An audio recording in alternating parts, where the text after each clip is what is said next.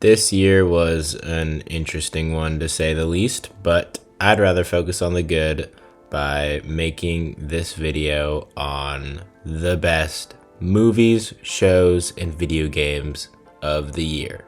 Starting with movies. This year's movies competition is slim, little to no competition at all. There was that Leonardo DiCaprio movie, but I never ended up getting to watch it.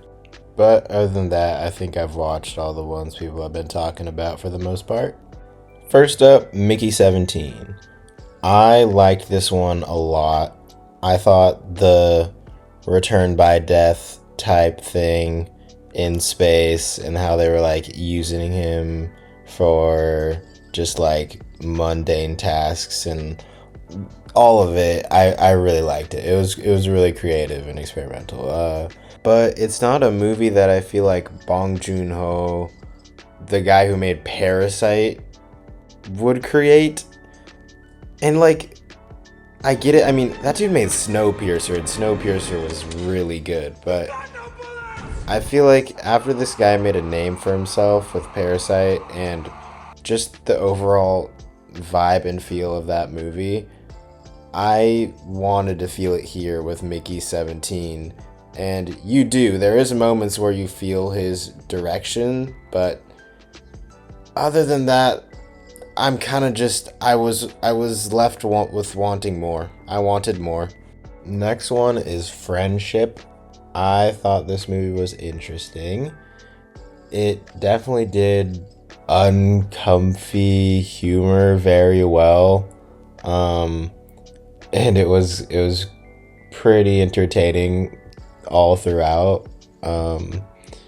I think they didn't really know how to wrap it up in the end. Like, I don't even remember how the movie ended. I remember he like steals a car or something. He like breaks into his friend's house. There were some funny parts. The best one was like the frog psychedelic trip scene. I thought that was that was funny. But I'm not really a big fan of comedies, so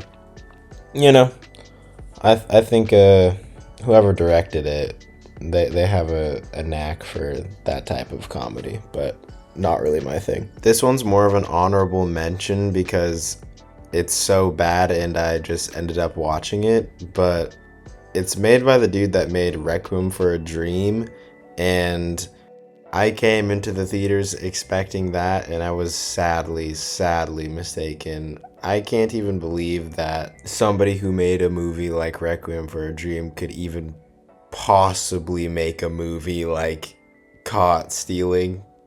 It was just so bad. But the 11th Doctor was in it, so that's the one good thing. That leads me to the final three.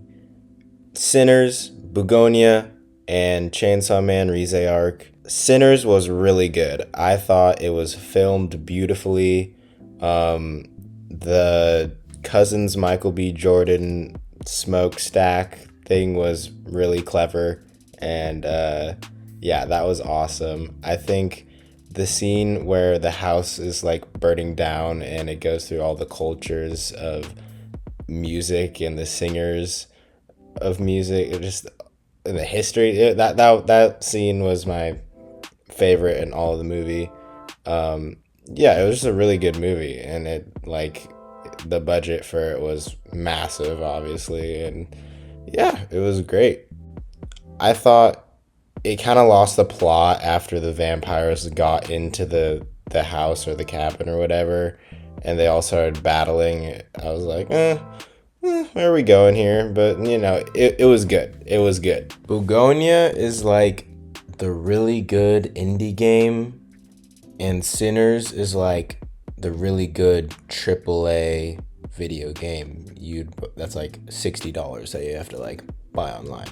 Both really good, but like really good in very different ways. Just like the plot of a dude and his autistic cousin that live on a farm kidnap like the CEO of a major company because like they believe she's an alien is just like it's just like, yo.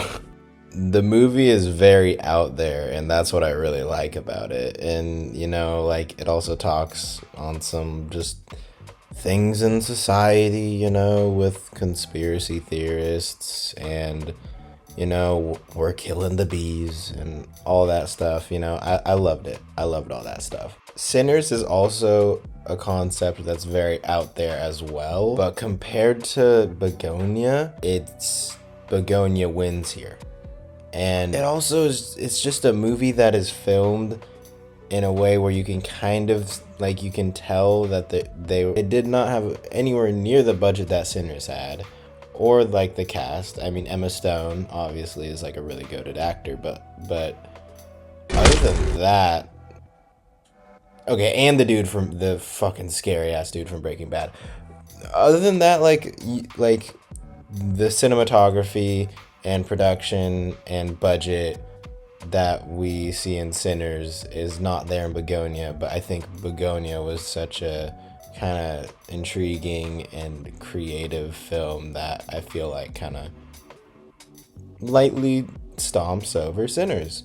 So, Begonia is getting my movie of the year ranking. You should watch it, it's really good. I'm gonna bump Sinners all the way down to 3rd place and give 2nd place to the Chainsaw Man movie. Because even though it's not live action, I think animation and animated movies in particular just like need to be recognized, and I mean they are, but that's why I think this is definitely one of the best movies we got this year. I remember reading that volume of Chainsaw Man like before Chainsaw Man even had an anime adaptation yet, and I was just like, I was listening to some hype ass music and my eyes were just skimming through the pages and it felt like a movie. And I remember just thinking to myself, damn, the anime adaptation of this is gonna be so sick.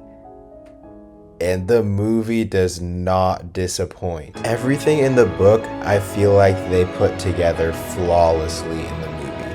I seriously have 0 critiques on this movie. This movie is genuinely, when it comes to adapting something into a movie form and just being animated beautifully, it is quite literally like perfection. Perfection. There was nothing wrong about this movie. That's why it's so good. It's not gonna be my movie of the year, but holy shit, it is so good. They nailed it. Studio Mappa nailed it. Tatsuki Fujimoto is a goat. Peak. Just peak. Okay, speed round. There was 3 movies that I forgot to talk about. Superman was good. Probably the best rendition of Superman that has ever been put on the big screen. But I just don't really like Superman. The Substance, I really liked it. But everybody I talked to about it said they hated it. And I was a little bit confused why. I don't know. I liked it. Weapons. Everybody liked to pretend that this movie was actually really good. And it was really good, but it was not all that. It was really not all that. Just because it was made by the guy who made Barbarian doesn't mean that it's just gonna be some flawless masterpiece, which Barbarian wasn't even that. Like, horror movie wise, they either thought it was really scary or it was really, really, really, really good. And I mean, it is neither of those things. It is just an alright movie. Next up is the shows of the year, starting with the honorable mentions of the ones I didn't get to properly finish. First up is Welcome to Derry. I just want to start this off by saying I think it is just, when it comes to monsters, he is number 1.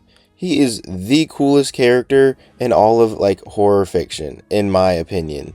Just the thought of like the idea of an interdimensional cosmic space clown that comes down to Earth and eats kids is just like is so freaking cool, dude. And I mean, like, the book version of this guy can even solo Goku, bro. He's an indescribable creature that goes way farther than just a scary clown. And even though we see it in the movies, bro cannot die.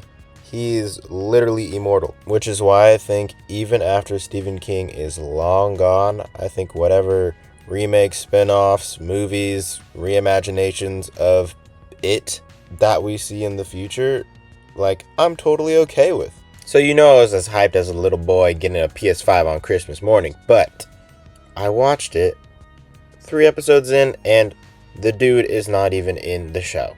And all we're left with is some mid-acting by some little-ass kids and very boring plot development.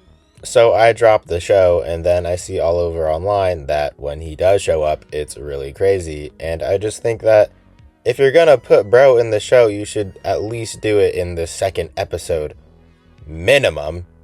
I am gonna be finishing the show, but it can't be included in this list because the first few episodes are just so boring.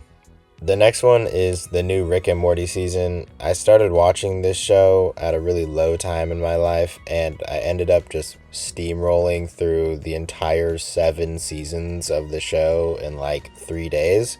And I really liked it, but I didn't really like season 8. And I can't exactly tell you why. I think just the episodes weren't that entertaining to me. I thought the first episode was good, and then the one where Jerry turns into a bug was pretty good as well. But I think there is a comic book version of Rick and Morty where Jerry like turns evil and like goes absolutely bonkers, and I think that would have gone really hard in the show, and they kind of missed out on that. Also considering that it takes like a million years for a new season to come out of this show. So it was just kind of disappointing, and it got to the point where I was not entertained throughout the first like 9 episodes of the show.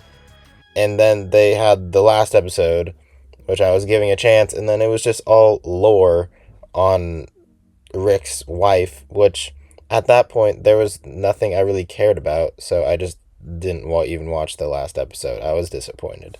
Now for the shows I think are deserving for the award show of the year, with first being... So flashback about 4 years now, and I remember watching this show for the first time and just being in awe with how peak it was. The build-up to Omni-Man just going insane and betraying his family and beating the shit out of Mark in the process was just crazy. And then season 2 came out, and it was really good, but a little less crazy. And then season 3 came out, and like I wasn't expecting to be jumping out of my seat or anything.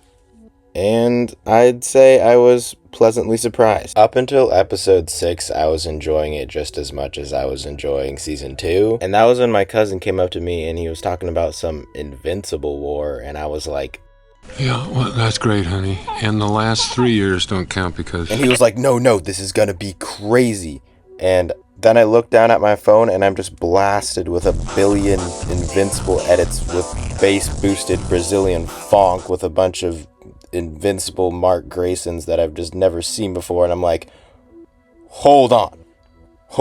The Invincible War brought back the season 1 hype in full force for me, and with Conquest coming down in the final episode as the cherry on top, it was just mwah. The finale was so good in this season that it even encouraged me to read the rest of the comics, which is a lot, and I just have to say that there is way more to be looking forward to, and I just can't wait for the next one. Now the competitor for this is You's final season, and this show could have finished in its first season and it would have been really good, but the writers just really did not know when to stop with this one. The second season felt realistic and like a good continuation, and then season 3 was good with the dynamic with Love and the baby, and then season 4 was like, I don't even know what we're doing anymore, but it was still fun. It was still really fun. The whole Eat the Rich Killer mystery thing, and then it being revealed that it was him the entire time without Joe even realizing it, and him having like split personality disorder, and like him jumping off the bridge. That like season 4 was like my favorite when it comes to like whack fun cool shit. And then season 5 was just too much. It was too much. I was so over it, and the way they wrapped everything up was just really lame. Like, bro gets with the millionaire woman who says she's gonna ride or die for him and is semi-chill with him killing people, and then still gets with someone else? Him getting with Bronte killed everything I liked about Joe and the show. First being that he was literally CEO status and was with a person that was pretty good for him, and his literal child was on the line. It just made zero sense for him to risk any of that. Also, the show deciding to introduce another woman for this man to glaze over throughout the entire season was just not the move. They should have stuck with the romance between What's-Her-Face, because it was literally set up in the last season, and this season is the last season, so why would you just introduce this random ass girl that like literally has nothing to do with the plot, and it just makes no sense. And it's not like this show has a new season, new girl situation going here, because season 2 and season 3 had love as the main love interest, so it just makes no sense why they brought this like random ass person into the show. What I did like about the ending was that they completely unchained Joe's serial killer personality, and we fully truly see him as the psychopath that he really is. And then when he's in jail, he makes a snarky remark questioning why you even were entertained by all of this. I thought that was pretty clever. All in all, I really enjoyed the series that was You, but the final season was kind of ass, and Invincible absolutely obliterates it in the competition. So yeah, those are the shows of the year. Invincible wins. Flawless victory. Time for the final nominations, which are my favorite video games of the year. And none of these actually came out in 2025, by the way. They're just my favorite video games that I wanted to talk about. So here we go. Just kidding, I lied. This is the one video game that came out this year that I played. Dispatch is a choose-your-own-adventure comedy game, and it's just overall a good time. I got it for my birthday, and I got halfway through the game, and then my friend came over, and we played it together, and it just made it a 10 times better experience. Aaron Paul, Jacksepticeye, and Moist Critical voice the characters really well, and it's not a game that's really trying to do anything crazy. Like, it's really not even that funny, and the choices in the game are not that crazy, and it's kind of linear. But the story is really good, and just the comforting vibes that it emits is just, it was really nice. It's a really nice game, and I recommend it to whoever thinks it's, or like wants to give it a chance. I think this game, though, is a reminder that there needs to be better multiple choice games out there. I think Detroit Become Human is by far probably the best game that has ever done it, with how many possibilities and different outcomes that there are in that game. But when it comes to Telltale or like Life is Strange, games like that, they really, it's more about the illusion of choice rather than your choices actually mattering in the long run. So I'd like to see a game that actually does this really well in the future, and I hope I see it. Invisigal all the way, by the way. Next up is Spider-Man 2, and where do I start? Spider-Man is my favorite superhero and is the best superhero of all time, and if you think differently, you're just wrong. And the first game was amazing. Its mechanics, the web swinging was just beautiful. It felt so crisp. The story was really, really surprisingly good.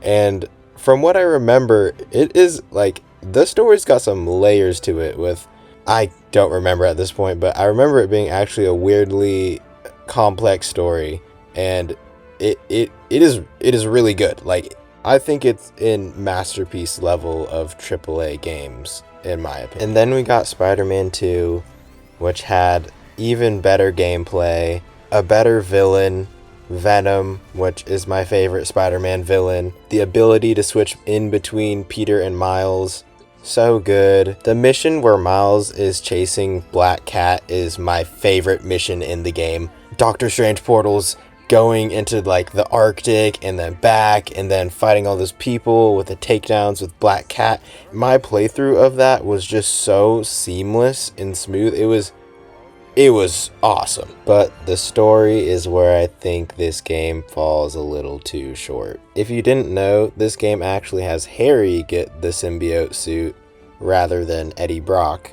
And that's a very creative way of doing things, and it's not anywhere near things we've seen in the comics. And that's a really creative idea, but I think it's just not done very well. I'm gonna keep it a buck. I actually don't really even remember why, but I remember watching this dude's video on it, and he makes really good points, and I agreed with him fully. But what I do remember is that the final mission in this game, the ending, is just really weird, and I really didn't like the way they had Miles and Peter planning with Mary Jane and like placing down little figurines on a map like this is an episode of Stranger Things. Like, what are we doing? The story falls short, way shorter than the story in the first Spider-Man, and it doesn't even come close.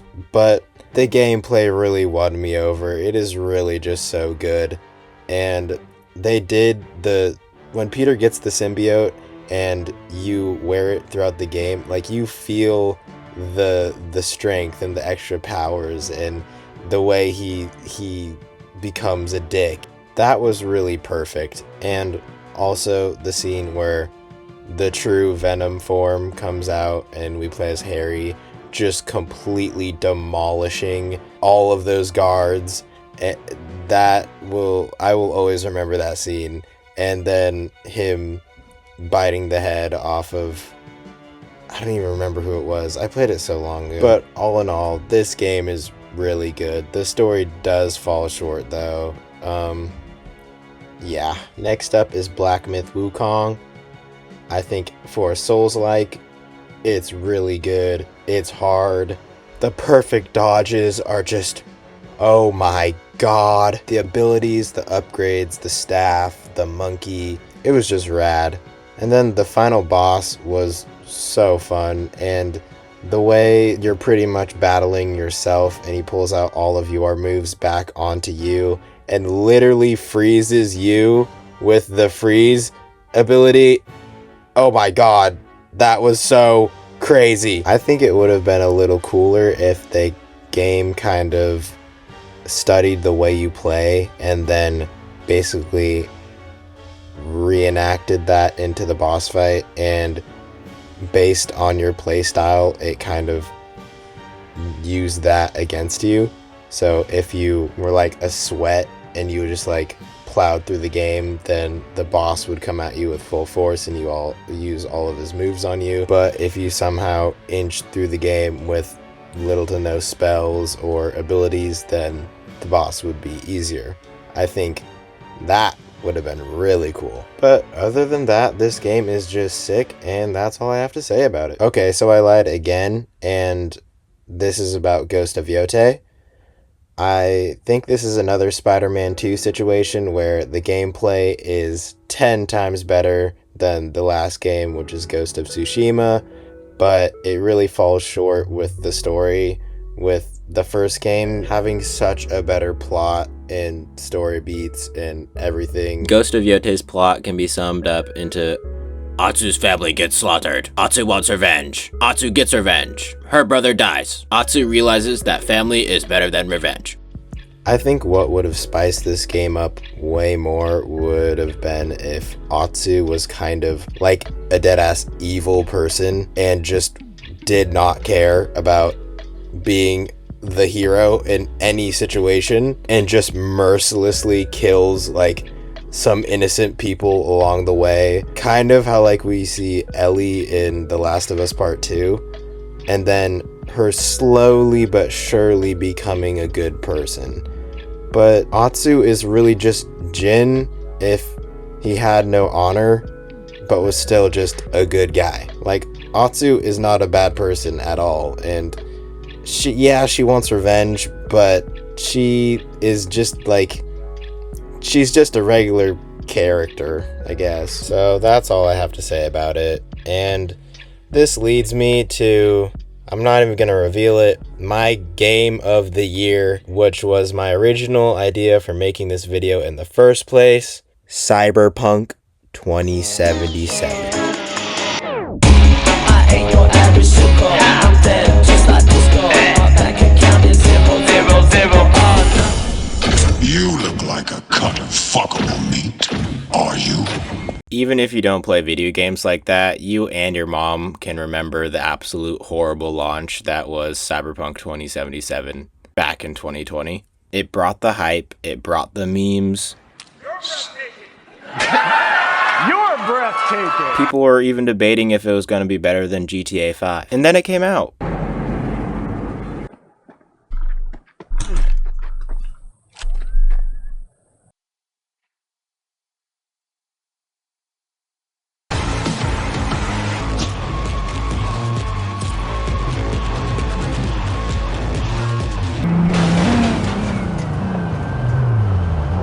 The game that was teased for 8 years was literally unplayable. And then all the fans in an outrage summed up the game to be dog shit, and it's almost as if their memories were completely probed from the game. And now in 2025, the game is a masterpiece of creativity, and it's my favorite game of all time. Essentially, all the bugs were fixed, updates came out, and the game just got good. I can 1,000,000% guarantee you that if the game was fixed on launch, it would have won Game of the Year.